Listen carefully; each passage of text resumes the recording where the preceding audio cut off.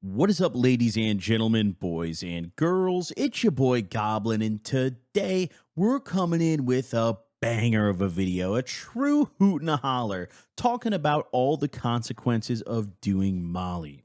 Now, before we dive into that, real quick, I got to apologize for not uploading yesterday on Friday. I was a little busy getting my new podcast ready because Crackheads Episode 1, my new show featuring Kyle, a.k.a. Kevin from all my story videos, drops this upcoming Monday, August 18th. The first episode will be on the Gobcast channel. However, every following episode will be on the Crackheads official YouTube channel, which will be linked in the comments and description below. You should definitely scroll down and go subscribe to that before you even finish this video because, listen, I'm just going to be upfront. I've done a lot of podcasts. I've made a lot of content. I've been doing this for a long time. This might be my favorite thing I've ever created. I think you guys are going to feel the same way, and we got a big hoot inbound on that channel. So thank you guys for the support. Hope you guys enjoy this video. Drop a like, sub. Thanks again for 1,000,000 subs. Very crazy number. Let's dive right into the video.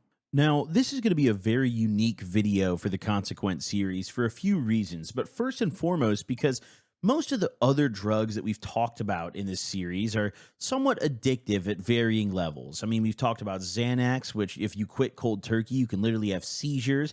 We've talked about all different sorts of opiates, and we've talked about Coke, which you guys know I was very addicted to. But Molly is an interesting substance because it's not really physically addictive. I've never met anybody except for one guy who was truly deeply addicted to only Molly. The majority of my friends who had, consumption problems on this more so just had addictive personalities, and they discovered that they really enjoyed Molly, which, I mean, anyone with an addictive personality knows once you find something you really enjoy, you're in deep trouble, okay? So a lot of these consequences that we're about to talk about aren't addiction related. A lot of the other videos in this series, I talk about how hard it is for me to quit or how hard it is to stop fiending, but that's not an issue I ever ran into with this drug. You see, Molly is much, much different. It is a very unique beast, okay? First and foremost, we got to talk about what is, in my opinion, the most noticeable and immediate consequence of doing Molly, which is the hangover. Now, everyone talks about hangovers. You're always thinking about alcohol, okay? And I'm a drunk retard as well, but you know, it's not as bad as this, okay? The Molly hangover is a million leagues worse than an alcohol hangover, okay? An alcohol hangover, I want to puke off the side of a parking garage. A Molly hangover, I want to jump off the side of the parking garage. And I mean that extremely literally. If you've never experienced depression, okay, if you're fortunate enough, you don't have any little depression issues going on in your brain, do me a favor, go eat a .2 of Molly and then talk to me tomorrow. Okay, you're going to know what it's like really quickly. Anyone that does this drug can tell you this. It's not like it brings out an underlying depression. No. You are draining your brain of the serotonin that it needs to not want to end your misery. And when you wake up the following day and you're out of that serotonin, you're going to want to end your misery every single time. And it's a lot worse for different people. And it also depends on your dosage. At least in my experience, when I roll really hard, I'm talking when I'm lockjaw and I'm twitching and I blink once an hour and I'm cold sweating in a room that's 68 degrees Fahrenheit, I'm going to wake up the next day and it's going to be bad. And there's not really a cure for it. You know, when you drink alcohol, you can go get some electrolytes in your body, get one of those liquid IVs, or you can just drink a bunch of hydrating drinks and maybe get some greasy food and chill out, and it'll help with your hangover. But with Molly, you can't really do that. Your options are basically A, fuck yourself, or B, kill yourself. And that's really where it's at, you know, and I luckily am here today because I chose option A of fucking myself. So the day after is just a terrible aspect of doing Molly. And honestly, I'm not going to lie to you guys, okay? People don't do drugs because they suck, all right? People do drugs because they're a great time. And in my experience, the hangover wasn't bad enough to deter me from going back for round 2, but it added up pretty quick. And it kind of brings me to the next point and the real bulk of this consequence video that I want to talk about with you guys. And that is the complete depletion of my serotonin levels for a very long period of time after the summer of 2019. Now, during the summer of 2019, the reason I specify this time period is I was a raging coke addict. And I could not get enough cocaine in my nose on any given day of the week. And eventually, things had gotten so extreme that I started chopping Molly into pretty much all of my Coke lines. And I was doing this every day for like months straight. Maybe not every day, and it wasn't every line, but regularly I was chopping Molly into my lines, and I wasn't even really rolling. It wasn't like I would snort a line that was half Molly and half blow and suddenly start rolling. It was a weird feeling that I can't really describe, of just being a little more emotional. Coke really numbs you. Coke really, it turns me into almost a robot, like some sort of accountant that's like never gotten laid before. And then whenever I mix the Molly into the lines, I turn into like a Jordan Belfort type figure of like, yo, I'm crawling down the driveway on Quaaludes, but like I'm having a great time. It's a very good time. And I really enjoyed that feeling at this period of my life. So I was just raging Molly and Coke lines with no thought of the consequence. At this point in my life, I was a 20-year-old unemployed fucking cokehead, and the only thing I did all day was sit either at home at my mom's house doing blow and Molly, or sitting at my friend's mom's house when their mom wasn't home doing blow and Molly. I did absolutely nothing productive, and I also, because of that, just never thought of the consequences. I was like, dude, they're not going to hit me. I got nothing to lose, baby. All right. Listen, there's nothing left for me. All right. I dropped out of high school. I'm never going to qualify for college. That was really where I was at. So I was like, fuck it, dude. Molly and blow lines every day. After months of this, following later into the year, I'd gotten a DUI. My living situation changed pretty rapidly. And I wasn't fully sober for another few years after this, but I'd run into an issue that, my other drug use had prolonged. And that is, I had really genuinely damaged my brain from the extreme amount of Molly I was consuming. And it was not the blow that did this. You see, I had done blow independently plenty of times before I got into the Molly. I never had this issue until I started mixing the Molly into my lines every day, or very, very consistently, close to every day. And nothing felt fun to me for a very extended period of time, even the other drugs. And it took me years, and it took that feeling coming back to me for me to be able to really sit here and reflect on it like I am right now. But years after I stopped doing Molly, because mind you, after this phase in 2019, I'd only done it a handful of times. I'm pretty sure I can count on my fingers how many times I've done Molly since the summer of 2019. It's really not very many times. And it just, for years, I couldn't figure out why nothing felt fun. I just thought I was depressed. I was like, man, I just must really want to fucking end it. Hey, life kind of sucks, dude. Nothing's fun. Video games, going out with friends, even doing the drugs that I thought I enjoyed doing. It was starting to morph into something where I wasn't doing the drugs because I wanted to do them. I was just doing drugs because my brain was telling me to. And eventually I got sober. And I'd quit doing blow. I got California sober, so I was still smoking weed, taking my shrooms here and there. And that was 2 years after. That was in 2021, right? Or was it 22? Dude, I'm losing count at this point. I don't know. Either way, a few years after I got sober, and for probably a year to 2 more years after getting sober, I still was just numb in the brain. And I was really worried that I'd permanently just like fried my reward system in my brain. I was terrified of that. I was sitting there thinking like, wow, nothing's going to be fun again. Nothing's going to excite me ever again. This is it. Everything's mediocre. Everything's monotone. It's like I was just living my life in a black and white TV show, one of those ones where it didn't have the sound. It was like Steamboat Willie with the fucking music and the captions on. That was my life at this point. So I was really not enjoying anything I was doing on any given day of the week. I had no motivation to do anything or accomplish anything, and it just sucked. Dude, the Molly line, the regular Molly that I was consuming completely sucked the life out of me. And it is such a unique consequence that no other drug that I'm going to talk about in this series comes anywhere close to replicating. That day after hangover Molly feeling that we talked about earlier in this video, if you're not careful, you can prolong that unintentionally. And that's something that I learned the hard way. I was not aware that that could even happen to me until it happened to me. And then I had to sit there and be like, fuck. And I started doing research about it. I started going online. I'm typing in, I'm looking on Erowid, and I'm looking like all these other people. Hey, I got sober. Hey, I quit doing this drug and nothing feels fun anymore. And probably 8 out of 10 of these reports, or 9 out of 10 of these reports, were Molly users. And yeah, I think it's also fair to say that Coke played a role in that, but Molly played the majority of that role. I'll tell you right now, firsthand, as a guy who, if we're going by weight, I have done probably 100 times the amount of blow that I have Molly. Blow never did that to me. Molly completely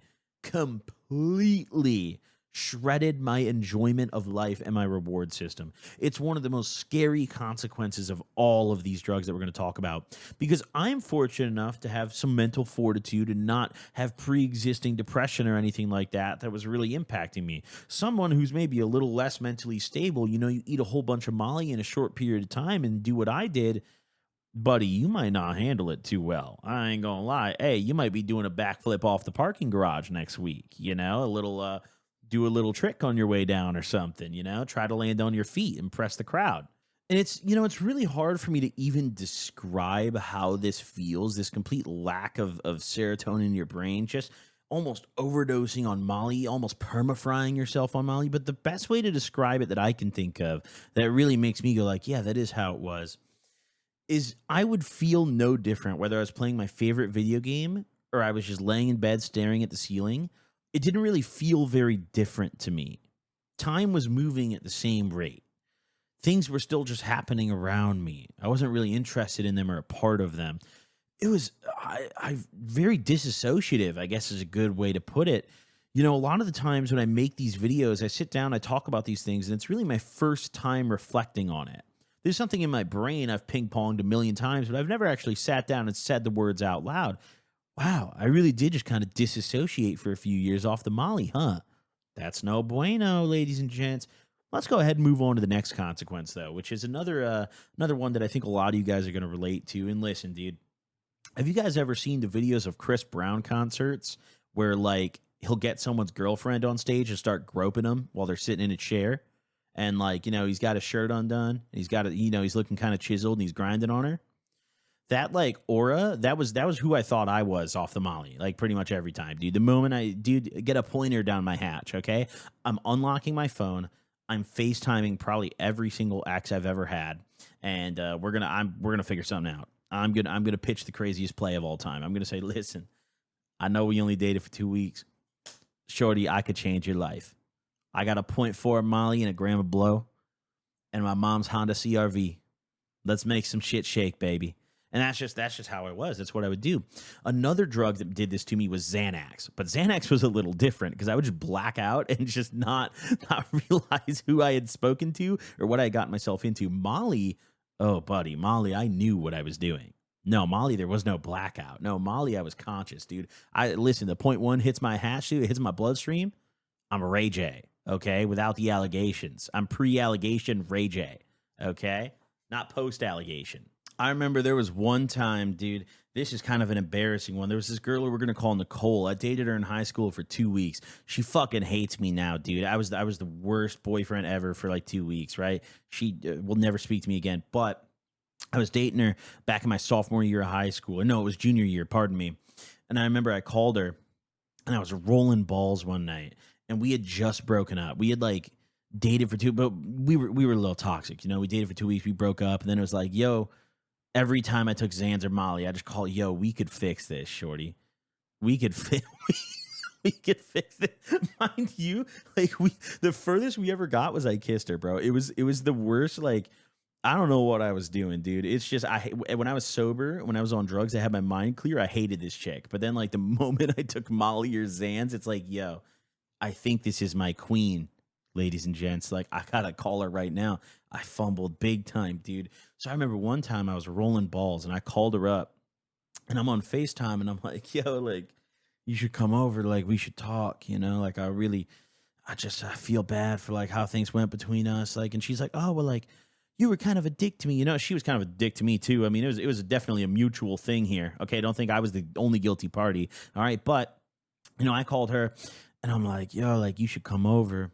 We should hang out. Like, I just want to talk. We could smoke a blunt or something. Did not tell her I was rolling at all. She like was very naive to those kind of things. She didn't even know like 80% of the drugs I did. I don't think she would have liked me if she knew. So she just like, she would smoke blunts with me. She didn't know I ate all these drugs. Surprise. Hey, surprise. So She, of course, ends up coming over. And I remember she got to my place. And we couldn't actually come inside because my parents were home, my mom was home. So we ended up sitting in my mom's car. We ended up getting in the Honda CRV and sitting in the Honda and just smoking a blunt in my mom's Honda. And I remember I started crying. I was like, yo, listen, I just started pouring my heart out. I was like, yo, let's try this again. Clean slate.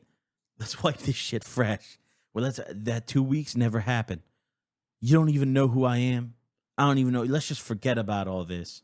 Okay. Some real high schooler shit. Okay. As a grown adult, 2 weeks into the relationship, if it's not working, yeah, I'm blocking every form of contact. Okay. I'm never going to see you again. If I ever see you again, I'm going to regret it. All right. So at this point in my life, I didn't have that mindset quite yet. You know, I was still like 2 weeks to me back then was the equivalent of like a year relationship now. Like that was major. You know, we had to make that shit work, dog. That's almost a quarter of class. We're almost halfway through the semester on that 2 weeks, you know? So I was really I was tripping. I started crying.